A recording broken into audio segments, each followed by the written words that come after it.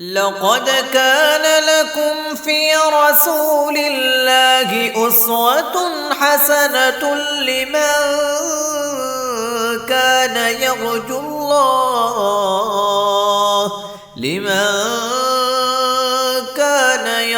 الله واليوم الآخر وذكر الله كثيرا نحمده ونصلي على رسوله الكريم اما بعد۔ صحیح البخاری کتاب العلم باب نمبر 14 حدیث نمبر 72۔ باب الفہم فی العلم، باب ہے علم کے اندر فہم، علم کے اندر رسوخ اور مضبوطی حاصل کرنے کے بارے میں۔ الفہم سے مراد ذہن کی وہ تیزی جس سے کسی کے قول یا فعل کو کسی قرینے سے اس کا مطلب اور مفہوم سمجھ لیا جائے، کسی کے قول یا فعل کو کلام کے سیاق و سباق سے، اس کے قرینے سے اس کا اصل مفہوم متعین کر لیا جائے، معلوم کر لیا جائے، اس کو فہم کہتے ہیں۔ جس طرح علم کی فضیلت ہے، اسی طرح علم کے اندر مہارت پیدا کرنا، علم کے اندر پختگی پیدا کرنا، یہ بھی قابل مدح اور قابل تعریف خوبی ہے۔ تو اس باب کے اندر یہ ترغیب ہے کہ باب کے علم سرسری اور سطحی نہیں ہونا چاہیے، بلکہ علم جو مضبوط بنیادوں پر ہونا چاہیے کہ کسی کی بات کو سنتے ہی اس کی گہرائی اور تہ تک انسان پہنچ جائے۔ اصل قابل تعریف قابل مدح علم یہ ہوتا ہے۔ چنانچہ امام بخاری جو روایت لائی ہے یہ پہلے بھی کئی مرتبہ گزری ہے، اب دوبارہ اس روایت کو لا کر ایک اور استدلال کیا ہے، وہ علم کے اندر فہم حاصل کرنے کا۔ فرماتے قال حدثنا علی قال حدثنا سفیان قال قال لی ابن ابی نجیح عن مجاہد قال صحبت ابن عمر الى المدینہ فلم اسمعه يحدث عن رسول اللہ صلی اللہ علیہ وسلم الا حدیثا واحدا۔ حدثنا علی سے مراد علی بن عبداللہ المدینی ہے، امام بخاری کے مشہور شیخ علی بن مدینی۔ قال حدثنا سفیان سے مراد سفیان بن عیینہ رحم اللہ۔ قال علی ابن ابی نجیح، سفیان بن عیینہ فرماتے ہیں کہ مجھے ابن ابی نجیح نے فرمایا۔ ابن ابی نجیح سے مراد عبداللہ بن ابی نجیح ہے۔ ان مجاہد، وہ امام مجاہد سے بیان کرتے ہیں، وہ فرماتے صحبت ابن عمر الی المدینہ، میں ساتھی بنا عبداللہ بن عمر کا مدینہ تک، مکہ سے مدینہ تک میں نے ان کے ساتھ سفر کیا۔ فلم اسمعہ یحدث عن رسول اللہ صلی اللہ علیہ وسلم الا حدیثا واحدا، نہیں سنی میں نے ان سے کوئی حدیث جو نبی صلی اللہ علیہ وسلم کی طرف نسبت کر کے بیان کرتے ہوں سوائے ایک حدیث کے۔ اتنے لمبے سفر میں صرف ایک حدیث میں نے، ایک بات جو انہوں نے نبی کی طرف نسبت کر کے بیان کی وہ سنی۔ صحابہ کرام بہت احتیاط کرتے تھے نبی کی طرف نسبت کر کے بات کو بیان کرنے میں، جب تک ان کو پورا یقین، اعتماد اور رسوخ حاصل نہ ہو جاتا کہ واقعی یہ الفاظ، یہ بات پیغمبر نے فرمائی ہے، اس وقت تک وہ بیان نہیں کرتے تھے۔ تو عبداللہ بن عمر اور ان کے والد محترم حضرت عمر رضی اللہ عنہما، یہ دونوں ہی بہت احتیاط کرتے تھے احادیث کو بیان کرنے میں۔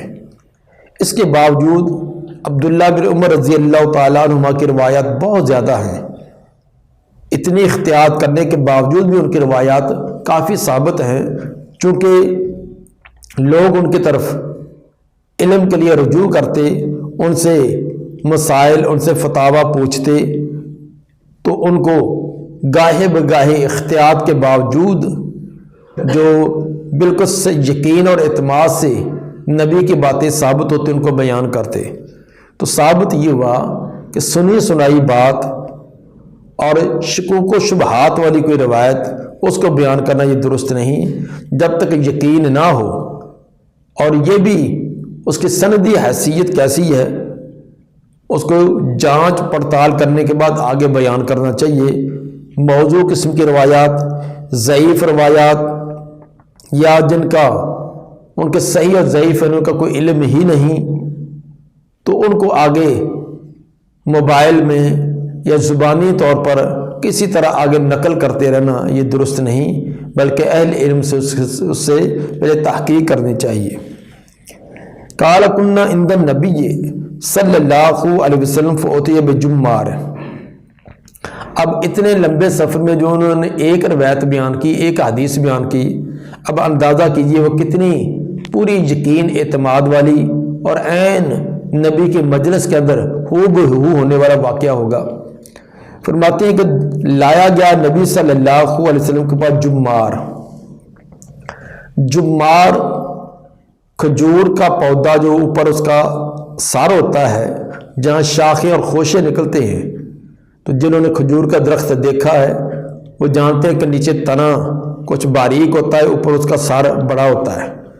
تو اس سار کو اگر کاٹا جائے تو اس کے درمیان ایک گودا نکلتا ہے، جس طرح کہ ناریل ہوتا ہے اس طرح ناریل کی طرح نکلتا ہے، اس کو کاٹا جائے تو اس کے اندر مکھن کی طرح کے گودا ہوتا ہے جو بڑا لذیذ ہوتا ہے، صحت کے لیے انتہائی مفید ہوتا ہے، لیکن وہ پورے پودے کا مغز اور دماغ ہوتا ہے، اگر وہ نکال دیا جائے تو پودا ختم ہو جاتا ہے۔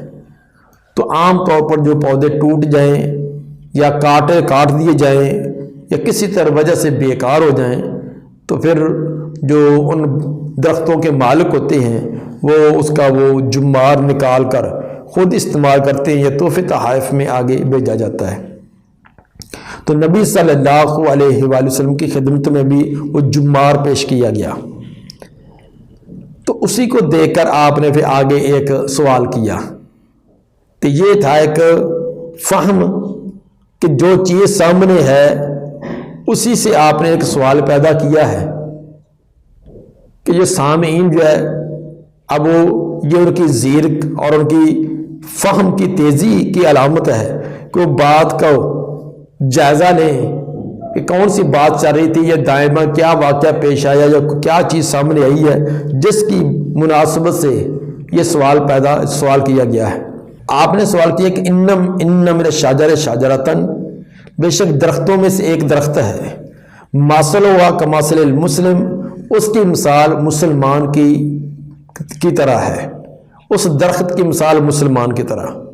کیا مطلب کہ جیسے اس درخت کی کوئی چیز بھی بیکار نہیں، تمام کی تمام کار آمد ہے، کیا اس کی جڑ ہے، اس کا تنا ہے، اس کی شاخیں، اس کے شمراخ، اس کا پھل خواہ کچا ہو یا درمیانہ ہو یا پکا ہوا ہو،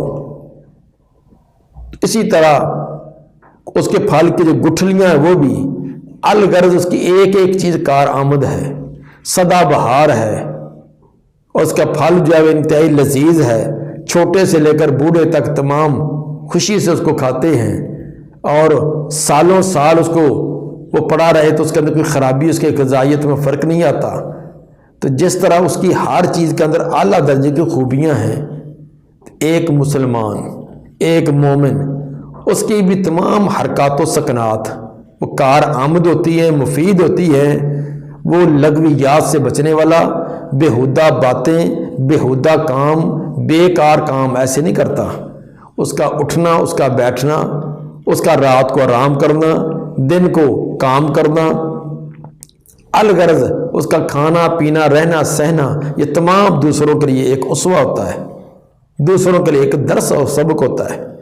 تو انتہائی اپنی زبان کو جنبش بھی دیتا تو وہ بھی ایک فائدہ مند، اور اپنے ہاتھ کا اشارہ کرتا تو وہ بھی مفید ہوتا ہے۔ یہ آپ نے ایک مثال دی کہ درختوں میں سے ایک درخت ہے، اس کی مثال ایک مسلمان کی طرح ہے۔ سوال یہ تھا کہ آپ بتلائیں کہ وہ درخت کیا ہے، تو باقی صحابہ کرام دوسرے درختوں تر ان کے ذہن گئے، کیونکہ آپ نے ایک علامت یہ بھی بیان کی تھی جو اس جگہ اس کا تذکرہ نہیں، کہ اس کا پتہ نہیں گرتا۔ ایک جو جمار سامنے تھا، دوسری آپ نے ایک علامت بھی بیان کر دی، اس کا پتہ جڑتا نہیں ہے، ان دو سیاق و سباق کو جمع کر کے عبداللہ بن عمر رضی اللہ تعالیٰ عنہ فوراً سمجھ گئے کہ اس سے مراد کھجور کا درخت ہے، لیکن ان کو ہمت نہ ہوئی بیان کرنے کی، کیونکہ مجلس کے اندر بڑے بزرگ تھے، ابو بکر صدیق رضی اللہ تعالیٰ عنہ بھی موجود ہیں، اور عبداللہ کے والد محترم حضرت عمر رضی اللہ تعالیٰ عنہ بھی موجود ہیں، اور بھی بڑے بڑے کبار صحابہ موجود ہیں۔ تو بڑے کے ہوتے ہوئے اب انہوں کو ہمت نہ ہوئی کہ میں بیان کروں، تو ان کے ذہن میں تو چیز آ گئی لیکن بیان نہ کر سکے۔ فرماتے ہیں فَأَرَدْتُ أَنْ أَقُولَ یہ نخلا، میں نے ارادہ کیا کہ میں کہہ دوں کہ وہ کھجور کا درخت ہے۔ فَإِذَا أَنَا أَصْغَرُ الْقَوْمِ، لیکن میں تھا ان تمام لوگوں میں سے چھوٹا، جتنے مجلس میں بیٹھے تھے عمر کے اعتبار سے میں سب سے چھوٹا تھا۔ فَسَكَتْتُ، تو میں شرم و حیا کرتے میں خاموش رہ گیا۔ تو جب کوئی بھی جواب نہ دے سکا تو آپ نے خود بھی بتلا دیا، قال النبی صلی اللہ علیہ وسلم یہ نخلا، آپ نے فرمایا کہ وہ کھجور کا درخت ہے، جو تم نہیں بتلا سکے تو وہ کھجور کا درخت۔ اس سے یہ بھی ثابت ہوا کہ اپنے شاگردوں کی تشہیز اذہان کے لیے اس طرح کے سوالات کرنا یہ اچھی بات ہے، ان کے ذہنوں کو تیز کرنے کے لیے۔ اگر آپ خود ابتدا میں بتلا دیتے بھی کھجور ایک ایسا درخت ہے جس کی مثال مسلمان کی طرح ہے، اس کا پتہ نہیں جھڑتا، تو یہ ایک عامی سی بات سمجھ کر کہ یہ تو تمام ہی جانتے ہیں تو کہ اس کی طرف توجہ نہ کرتا، لیکن آپ نے تمام کے ذہنوں کو تھوڑا سا جھنجھوڑا، پہلے سوال کیا، جب جواب نہ آیا آپ تمام بڑی شدت سے انتظار کر رہے ہیں، اور انتظار کے بعد جو بات بتلائی جائے تو وہ ذہن کے اندر بڑی بیٹھنے والی ہوتی ہے۔ تو یہ بھی استاد کی ایک مہارت ہوتی ہے کہ اپنے شاگردوں کو متوجہ کرنا، ان کے ذہنوں کو حاضر کرنا، ان کے ذہنوں کو تھوڑا سا جھنجھوڑ کر بات بتلانا، تاکہ ان کے ذہن کے اندر یہ بات پیوست ہو جائے اور مضبوط ہو جائے۔ تو جب وہ نہ بتلا سکے، اب وہ بڑے شدت سے انتظار میں کہ وہ کیا چیز ہو سکتی ہے۔ ہم نے بھی چھوٹے ہوتے کئی ایسی پہیلیاں، کوئی ایسے واقعات، کوئی ایسے سوالات جو عامی سے تھے، پوچھے گئے نہیں بتلائے، ہم اس میں کافی سر کھپاتے رہے، نہیں پتہ چلا، جب بتلایا گیا تو آج سے 40 سال پہلے 45 سال پہلے کوئی باتیں آج بھی ذہن میں ہیں، اور تمام واقعہ بھی اور پوچھنے والے وہ بھی ذہن میں ہے۔ کیوں؟ وہ ذہن کے اندر ایک سوال پیدا کر کے ذہن کو بیدار کر کے وہ بتلائے گئے ہیں۔ تو یہ تشہیز اذہان کے لیے یہ استاد کو چاہیے، بڑوں کو چاہیے کہ وہ اپنے حاضرین، اپنے مخاطبین، اپنے متعلمین، ان کے ساتھ ایسا انداز اپنانا چاہیے۔ لیکن آپ نے پھر جلدی بتلا دیا، یہ نہیں کہ کل تک مجھے کل اللہ کر بتلانا، پرسوں بتلانا، اتنے کہ پریشان بھی کہ پورا رات انسان سوچ میں رہے، فکر میں رہے، باقی ضروری کام چھوڑ کر اسی ایک سوال کی اندر اٹکا رہے۔ تو یہ اتنی بھی شدت نہیں ہونی چاہیے، جس طرح کہ بعض جو بتلاتے نہیں، تم نے خود ہی حل کر کے آنا ہے۔ ایک ہے کہ یہ استاد رہنمائی کر دے کہ یہ سوال ہے، آپ نے فلاں کتاب میں تلاش کر کے لانا ہے، یہ تو ایک ترغیب ہے۔ کوئی ایک کتاب، 2 کتابیں ان کی ورک گردانی کرے گا، اس کے مطالعے میں فائدہ ہوگا، یہ ایک اور بات ہے۔ ایک عام پہیلی، عام سوال سا ہے تو اس کو بتلانا ہی نہیں، میں نے بتلانا ہی نہیں، 2 دن تمہیں مہلت ہے، 4 دن مہلت ہے، ہفتے بعد 1 ہفتے میں تلاش کرو، وہ پورا ہفتہ اسی میں اٹکے رہیں، تو یہ بھی نہیں، آپ نے فوراً پھر تھوڑی دیر بعد بتلا بھی دیا۔ اس سے ایک اور بھی سبق ملا کہ اپنے شاگردوں کے اندر مطالعاتی ذہن یہ پیدا کرنا چاہیے۔ مطالعاتی ذہن سے مراد ہر کسی چیز کی گہرائی میں اترنے، اور یہ بہت کم لوگوں میں ہوتی ہے کہ کسی چیز کی اس سے عبرت و درس حاصل کرنا، ورنہ ہر چیز کے اندر درس ضرور ہوتا ہے، سبق ضرور ہوتا ہے۔ مثلا میں کہتا ہوں کہ یہ ایک ورقہ ہے، اس ورقے کی بڑی حیثیت ہے، اگر میں کوئی بچہ اس کو پھاڑ دے تو میں برداشت نہیں کروں گا، اس کو مارنے تک جاؤں گا، سخت سست کہوں گا، اس کی اس ورقے کی بڑی حیثیت ہے. لیکن یہ ورقہ اگر پھٹا ہوا ہو، کتاب سے الگ ہو جائے، تو پھر یہ الگ پڑا، اس کی کوئی حیثیت نہیں ہے. جب تک یہ کتاب کے اندر اپنی جگہ پر لگا ہو تو اس کی عزت احترام ہے. لیکن اگر یہ پھٹ جائے، الگ ہو جائے، پھر اس کی عزت وقار ختم ہے. اس سے ایک درس ملا، جب تک انسان ایک جماعت میں ایک نظم میں ہے تو اس کی ایک حیثیت ہے، مرتبہ ہے، مقام ہے، اس کا ایک وقار ہے. جب نظم سے، جماعت سے، اپنے اجتماعیت سے الگ ہو جائے گا تو اس کی حیثیت نہیں ہے. اب اس سے یہ ایک درس نکالا، میں سبق نکالا ہے. اسی طرح مثلا میں کہتا ہوں کہ میں نے یہ ایک خوبصورت پینسل جیب میں لگائی ہے. کیوں لگائی ہے؟ صرف اس لیے نہیں کہ اس کا رنگ ڈھنگ اچھا ہے، اس لیے کہ اس کے اندر کوئی صلاحیت خوبی ہے. وہ کیا ہے؟ وہ لکھنے کی. اگر لکھنے کی خوبی نہ ہو، اس کا رنگ بھی ہے، شکل و صورت بھی ہے، تو پھر میں اس کو ٹوکری میں پھینک دوں گا. اب اس میں کیا درس نکلا کہ جب تک کسی کے اندر صلاحیت ہے، وہ کارآمد ہے، قابل عزت احترام ہے. جب صلاحیت ختم ہو جائے تو وہ بیکار ردی کا مال ہے. تو انسان کو بھی چاہیے، طالب علم کو چاہیے اپنی صلاحیتیں زیادہ سے زیادہ بڑھائیں، تاکہ اپنے اساتذہ، انتظامیہ، اپنے رشتہ دار، اپنے معاشرے کے اندر ان کی ایک عزت و احترام رہے. تو اگر وہ ان کے اندر صلاحیتوں کو سلب کر دیتے ہیں، ضائع کر دیتے ہیں، صلاحیتوں کو دبا کر دفن کر دیتے ہیں، تو ان کی کوئی احترام نہیں ہے، کوئی عزت نہیں ہے.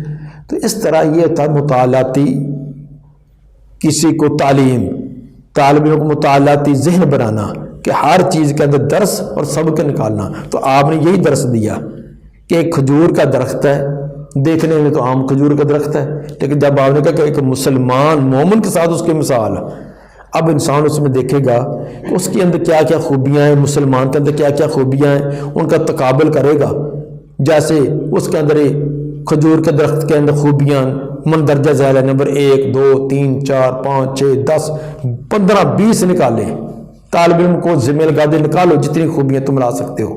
ایک دن وہ کوئی طالب علم 10 خوبیاں لے کر لایا، کوئی 15، کوئی 20. اچھا اگلے دن کہیں کہ اب پیغمبر نے جو ایک مسلمان کے ساتھ تشبیہ دی ہے، اب اس کو مناسبت اور موافقت کرو کہ یہ خوبی کھجور کے درخت کی مومن کے اندر کیسے ہو سکتی ہے، ان کی تطبیق. تو یہ ہوتا ہے ایک استدلال کرنے کی صلاحیت کو بڑھانا.